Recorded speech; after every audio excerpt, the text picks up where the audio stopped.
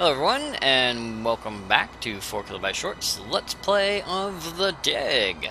Maggie's been kidnapped, Brink has gone insane, and Boston's still alone. Well, we'll alleviate a couple of those issues here. We're going to go find Brink because... Oop, I double-clicked, I did not mean to do that. We're going to go find Brink because we are going to need his assistance in order to aid Maggie. Now, as you are all, I'm sure, fully aware, Brink is going to be less than pleased to see us, and even less than cooperative when attempting to aid us in our cause. But we do have, well, I do have a plan. I do have a plan for that. Now, I know the end of the puzzle. I know how the puzzle works, but I'm going to go ahead and give you guys a little bit of a movie-type dialogue encounter, and the reason for that is instead of, as I said, I'm not going to be wasting time doing puzzles incorrectly, but this one's kind of important because you do have to talk. It makes more sense if you talk to Brink first. So we are going to have a conversation with Brink, even though I know exactly what to do, because I'm a nice guy like that, and I think you guys deserve the full measure of the experience. So here we are. Here's Brink, who's not too pleased to see us. You can tell by the way he's standing guard. What are you doing here, Lo? I don't want you here. Something happened to Maggie. She needs our help. Then go help her. What I'm doing here is important. Hey, if we felt that way about you, you'd still be dead. You're the tough guy, Lo. You're the hero. Go do your hero activities and let me do the science.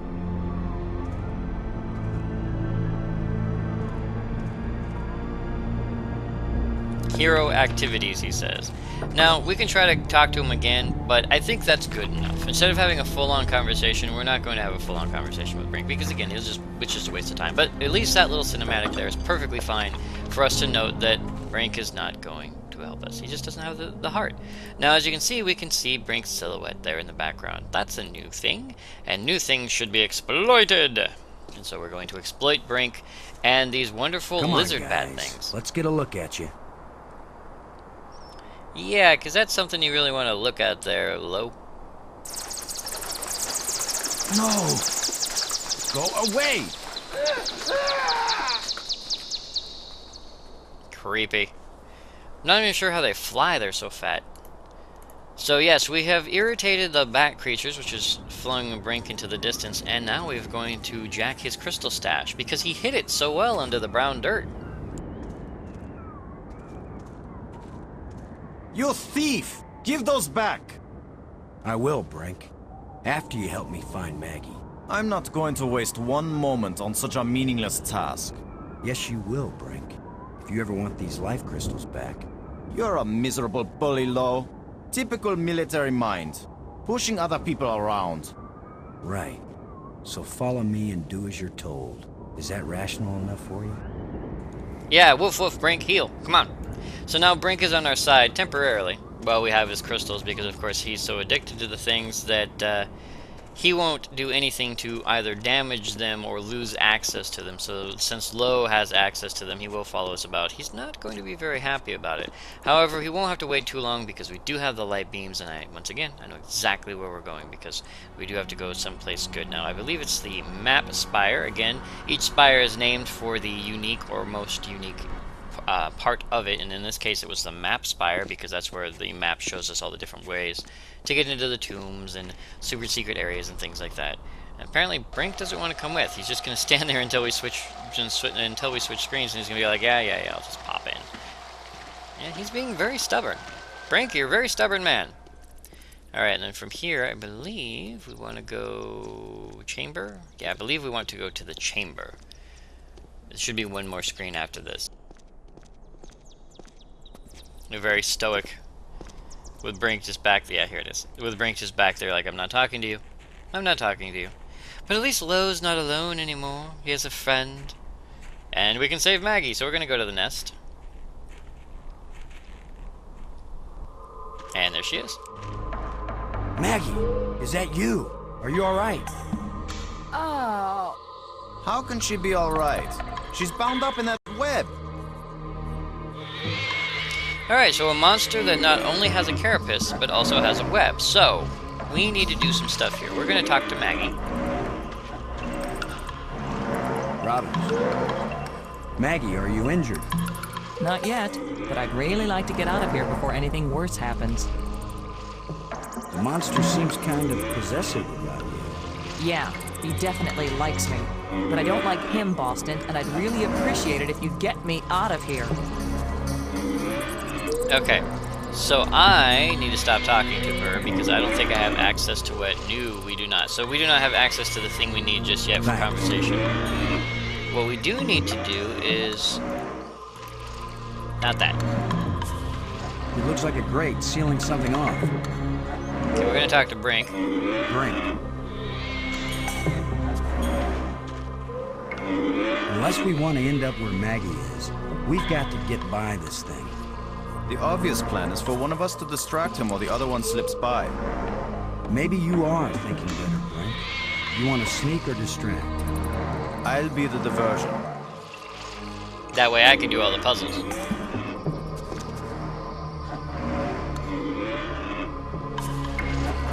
Come here, you phlegm, carapace, slime-faced, mucus-brained, furry-legged abductor of luminously intelligent but pulchritudinous earth women.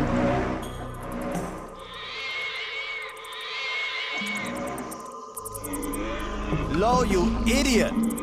Why are you standing there? I'm still trying to figure out what you said. Move your silly buttocks, you fool! I'm with Lo on that one. Boston, where are you going? I'm over here. Don't leave me. I'm just heading out to get some coffee. So you might wonder why Boston decided to leave Maggie just chilling there. There's a very important reason for it. I do agree with Lo on the whole I'm trying to figure out what you just said thing, because I understand it now, but when I first heard it, I'm like, what do all those words mean again? And you put them all in order so eloquently. How did that even happen? This is not where we needed to go, Lo. Lo's just on a sightseeing tour.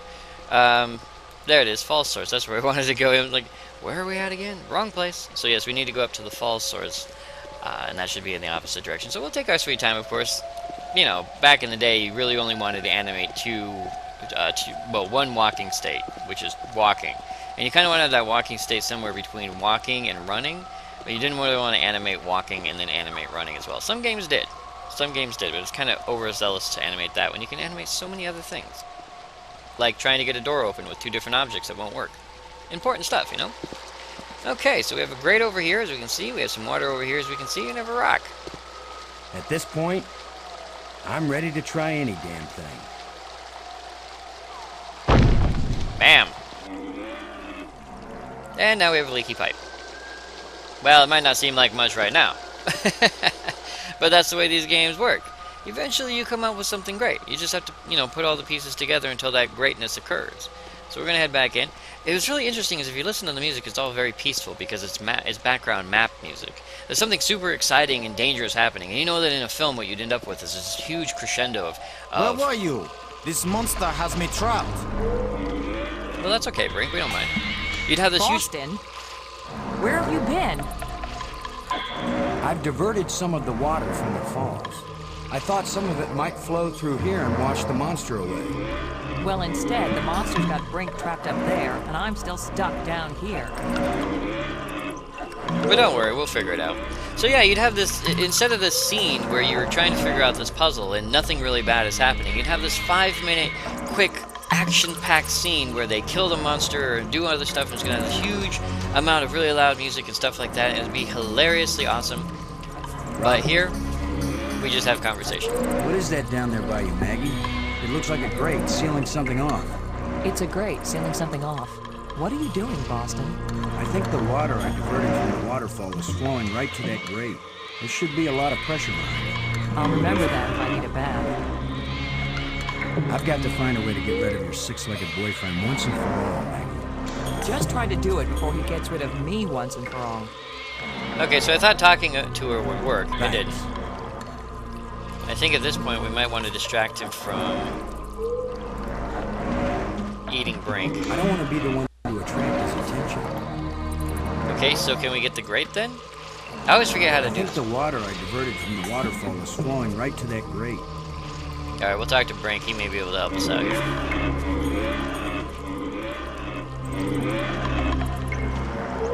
Brink. Yeah, I should be able to tell him to lure it to the grate. There's a grate down by Maggie. If you can lure the monster over toward it, then when Maggie unclogs the grate, the water I diverted will hit it like a fire hose. This is seriously your plan? Do you have a better one? Maggie, can you get the grate open? Has anybody thought of the fact that if it does spout water like a fire hose, I'm right here? That's a good point, Maggie. Hold on tight. How do I hold on tight when I'm unclogging a grate? That's why you get the big bucks. Do it then. Just do it. It's only my life anyway. One way or the other, this is happening. Be prepared. Come on, you ponderous exoskeleton. You cocoon-eating lobster face, cave-dwelling arthropoidal elementary sphincter muscle.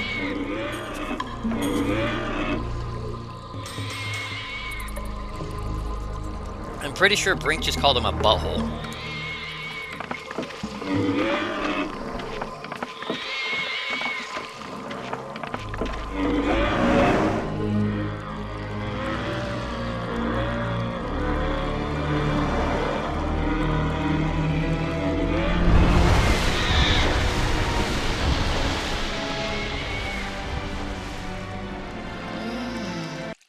Maggie, you made it.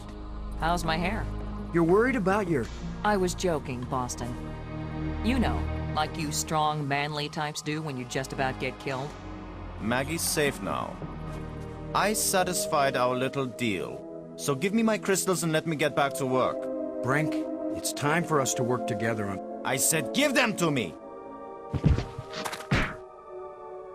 Take one more step closer, Maggie, and you'll wish you were back with that giant lobster.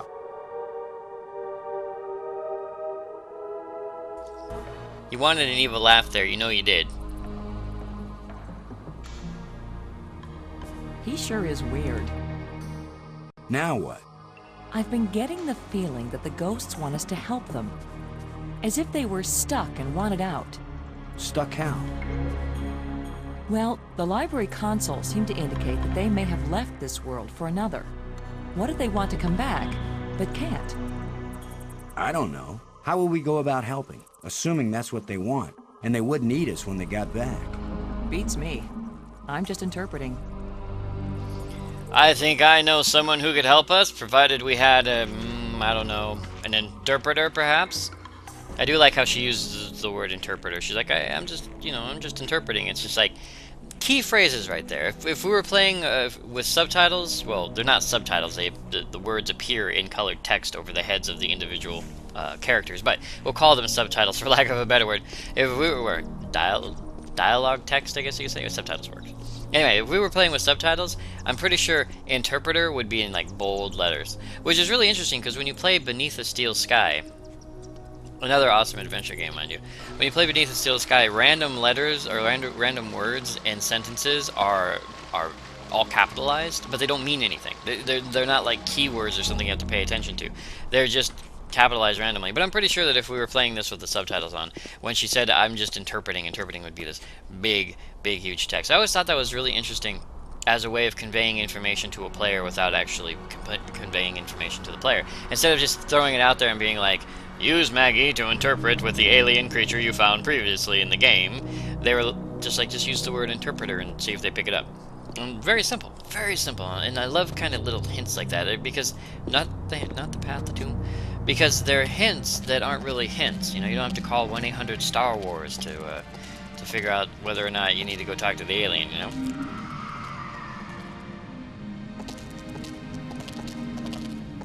Going down.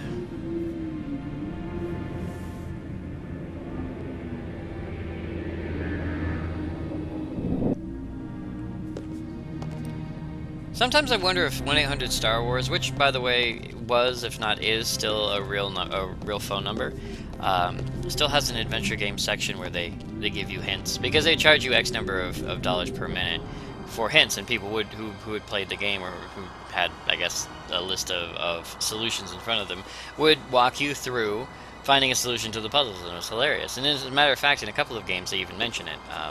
Dave the Tentacle has a very big section in that game where you, well, I'll not give it away, but oh wait, Ah, Brink. Brink took all the crystals we had on us, his and ours.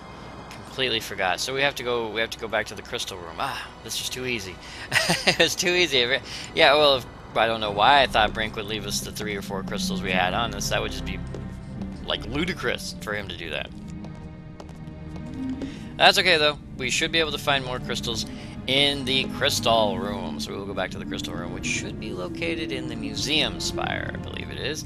So Maggie, of course, will accompany us. Sorry, Maggie, didn't mean to waste all your time there. She's like, that's okay, I needed the exercise riding a space elevator. Alright, we'll head back outside. Yeah, so, so I forgot. Yeah, you know, you figure Brink's okay. You know, we were having a good time killing that bug, right? And then suddenly he goes back to being a complete jerkface. And out this way to the light bridge. So we'll go back to the museum spire, back downstairs. We'll collect a handful, 2 or 3. You know, not very many, 2 or 3 crystals, and then we will go back to the other place, or back to the tomb. Back to the tomb where the dead lie in wait. Ooh, right, we want to go down. And then this way, Maggie can see all the cool stuff that we've done all the way up to this point, when she kept telling us not to bother her, because we were being annoying when she was trying to translate all that nifty stuff. We killed a giant sea creature with a dead turtle. Proud of us. It's like, yes, Lo, that's fine. That's nice, Lo. Okay, whatever. Aha! The crystals are still here. Good, good, good. You figure by now Brink would have taken them all. Maybe there's just too many to carry. I can't use these 2 things. Well, we don't want to use those 2 things together, Lo.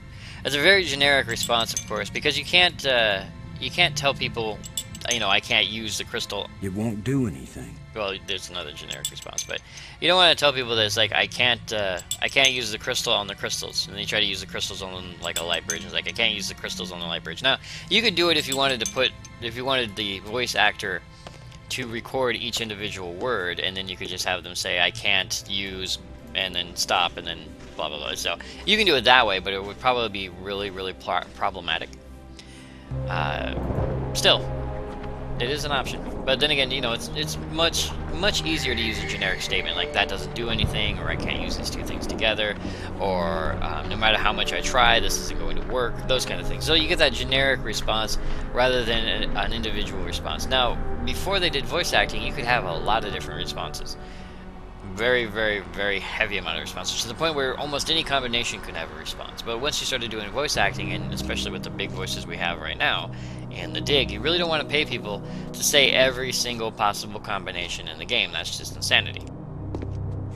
And they'd probably have more dialogue overall than they'd have in a full-length film, because that was the wrong way again, Lo. Robbins. No, don't talk to Robbins. Go away. Never mind. Never mind. Lo has lost his mind. It's the life crystals. He has them in his pocket. They're too close. They're radiating into his brain. We gotta get rid of them. And I know the perfect place. We're going to get rid of them by dumping them on an 800 bajillion year old, well, I was gonna say monster, but that's not true. An alien, anyway. I think he tells you his age if you ask him. I think. Although, the math he uses is very odd. Again, I think. Oh, wow, it's hard to remember. I don't remember the whole conversation. I just really like the way he talks. Listen to my voice and not my words. You got it, pal. It's almost like you'd like him to read you a bedtime story. He can read you Gulliver's Travels. Kind of an odd one to pick, considering the game, but yeah, Gulliver's Travels on that one.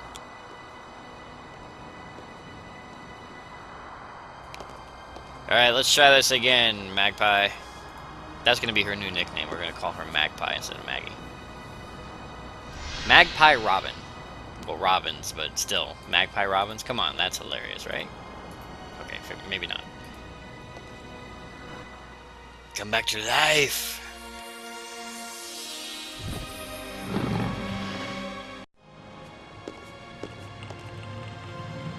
Here's where my alien education either pays off, or we die. Die? As long as I don't accidentally offend him, we'll be okay. Aklash Park. He says, open your mouth, which is their way of saying, speak. You do the talking, Maggie, so you can understand each other. Speak. See, it's odd because open your mouth from a standard non-perverse area of thought could honestly mean a lot more than just speak, but you know, it may just be the inflection of the individual words. And again, you do have to hope that if you're speaking alienese, that their pronunciation is very similar to the way they write their words, because if you have written word, and we found this out with ancient Egyptian, if you have written word, it's a lot harder to speak when you've never heard anyone actually say it before. And a lot of languages are like that, where even Russian is written one way, like read one way, and spoken another. And that's just the way things go. And the variation isn't huge, but it's enough to where you could say the wrong thing if you try to speak the words out loud. Why was your tomb so carefully hidden? So only the most persistent, the most clever, and therefore the most dangerous of visitors would find me. Dangerous. That's not us. Why has your body been preserved so carefully? Since all the evil in this place was my fault, I chose to be its guardian forever. Self-punishment. What evil, sir? If what you did was bad, why do the museum displays give you so much honor? There was a time when my creations were thought to be good. I believed it myself, or I would never have created them. You mean you weren't in it for the money? How long will you remain here? Until the last of my mistakes is rectified, or until the life crystals lose their power out of miserable death. Ah, so life crystals only have a finite amount of uses. We want to go home. That is the wish of all living creatures. It is a vain wish, for there is no true home. All intelligence wanders and has no rest. That might be true, but we'd like to go back to the planet that has hot dogs. The probe you sent out brought us here. We want to go back to our home planet. Another one of our terrible mistakes. We sent out those probes when we thought we had found the glorious secrets of the universe. We could not call them back. Thus, I remain here to warn all those who come in answer to an invitation we wish we had not sent. Now here's the thing.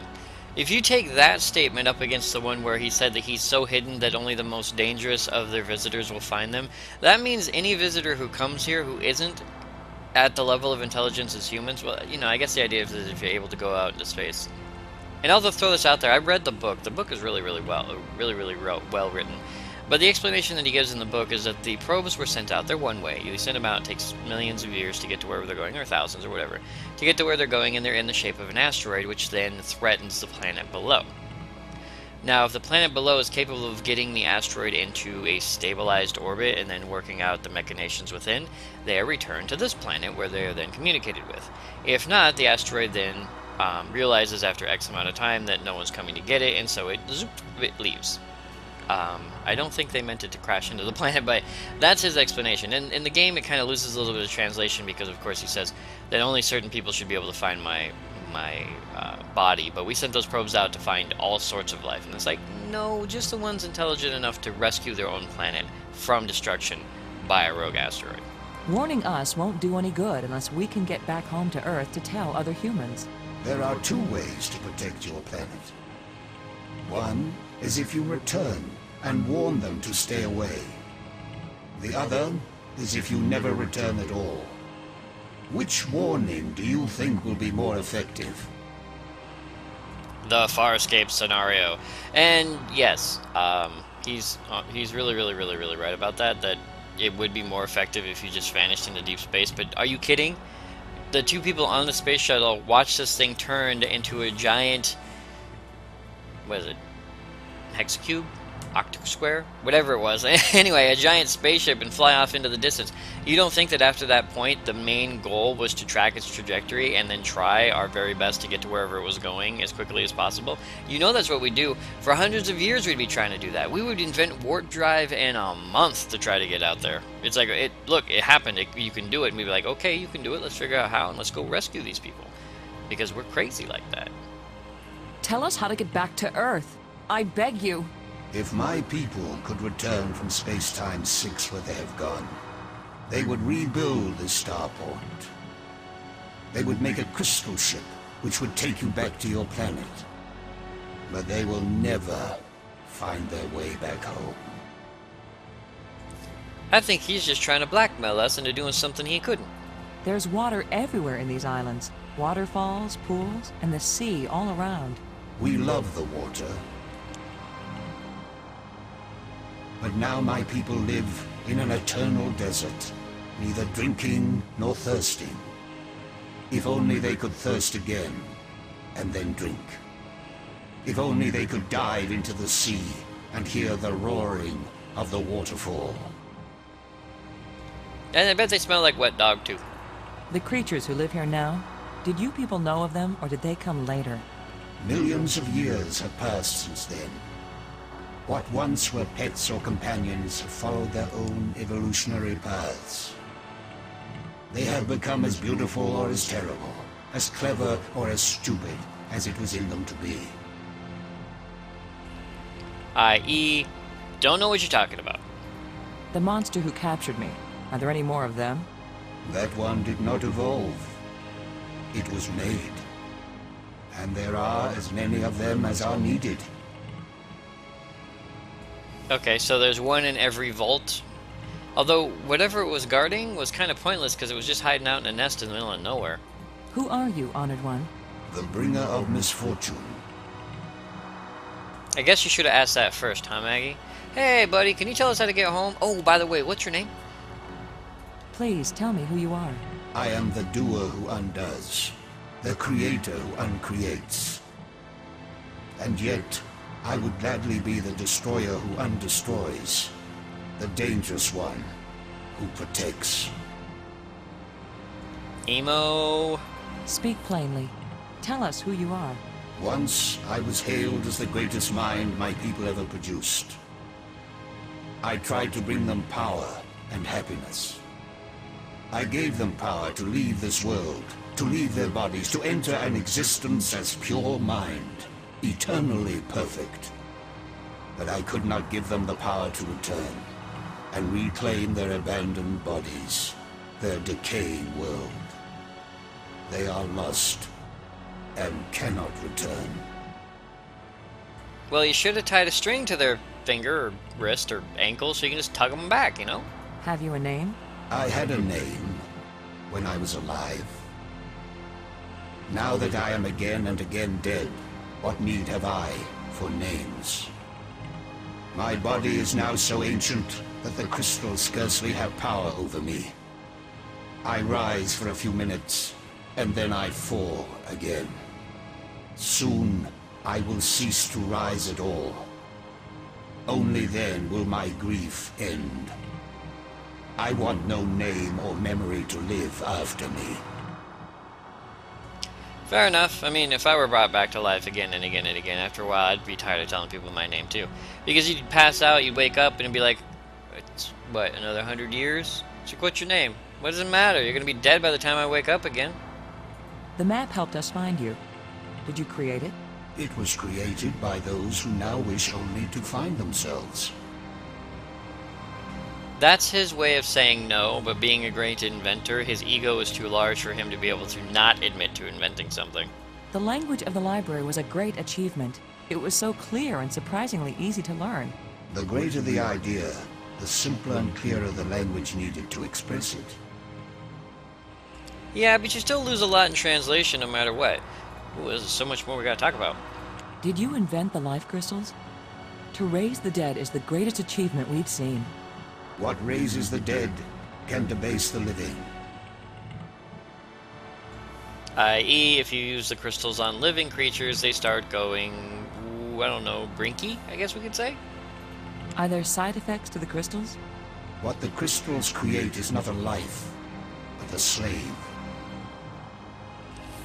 Now that's technically incorrect. So when the life crystals restore you, you aren't really alive? They restore the cells and the organs, but take away all that made the life worth living. Then why did you make them? Our society became obsessed with living eternally. I underestimated the breadth and danger of the obsession. The crystals are the second worst mistake I made. Now, see, on Earth, we limit that kind of thinking to kings and rich people. All the rest of us don't mind, well, I'm sure we mind dying, but all the rest of us know that we can't live forever, or at least we can't afford the things we need. Now, if you live in a communistic society where everything is free, and you come up with a way to make people immortal, yeah, you're going to run into a little bit of a problem. Why is this inscription in another kind of writing?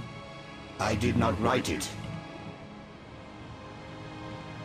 I would not have written it. That's his way of saying it's important, but don't use it. I can read it, but the meaning isn't clear. It speaks of something hidden. It was the first achievement on the road to my greatest error, the one that condemned my people. Cryptic. The light bridges are magnificent.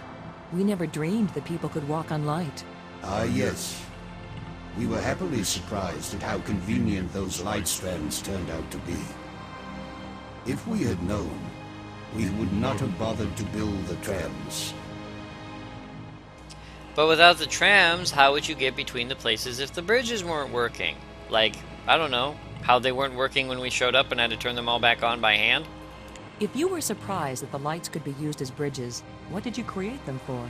When all the bridges are complete, the eye will see. When you say the eye will see, you aren't talking about our eyes, are you? An eye that can see the 3 dimensions of time, as well as the 3 dimensions of space. It will show you beauty beyond belief. But once you have seen Space-Time 6, will you ever see Space-Time 4 again?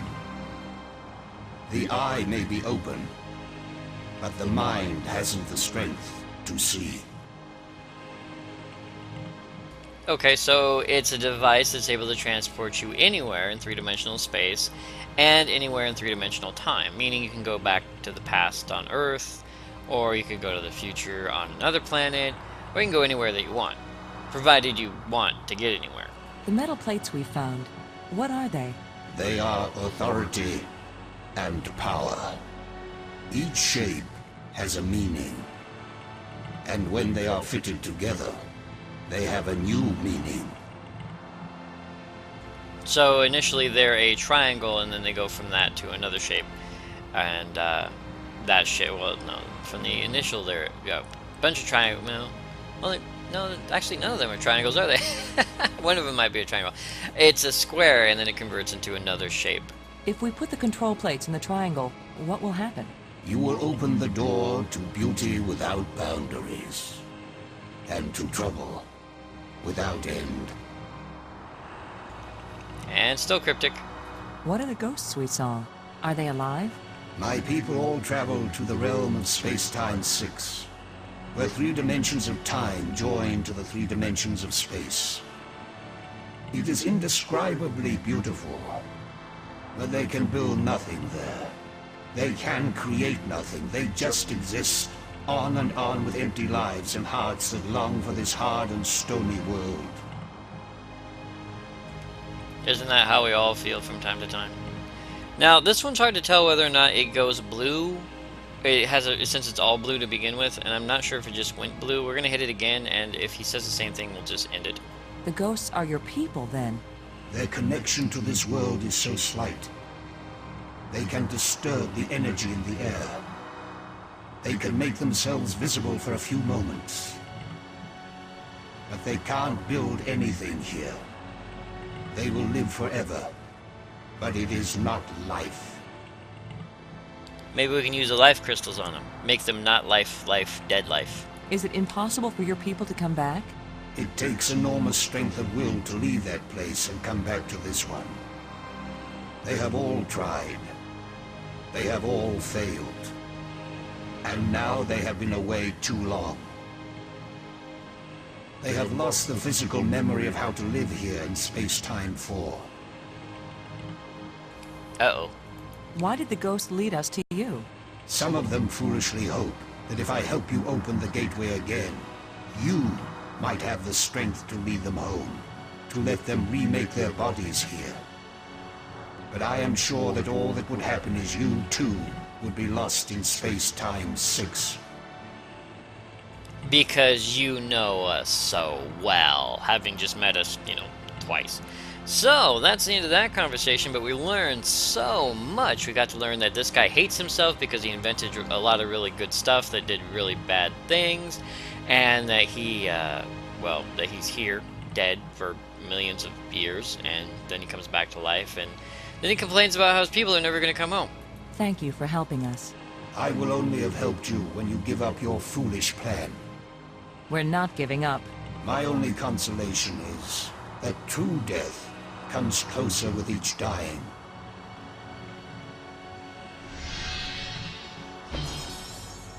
Good job of translating, Maggie. He speaks very slowly and clearly, but I'm also pretty damn good. I like that. It's like he's talking to me like I'm a retarded child, but I'm a genius anyway. Ego. Thy name is everyone. Alright, so, we have come to the point in the video where it's time to end. I know we started back where we ended back where we started from, but we have Maggie now. She's no longer the love child bride thing of a monster. And Brink, of course, gone back to being crazy in his own little house. And we've talked to the alien who told us all sorts of really cool stuff. Now we still have to find our way home, and a few other things. But we're going to wait and do that in the next video. So for now, I'd like to thank you all very much for joining me, 4KB Short, on this Let's Play of The Dig. And I will see you guys next video.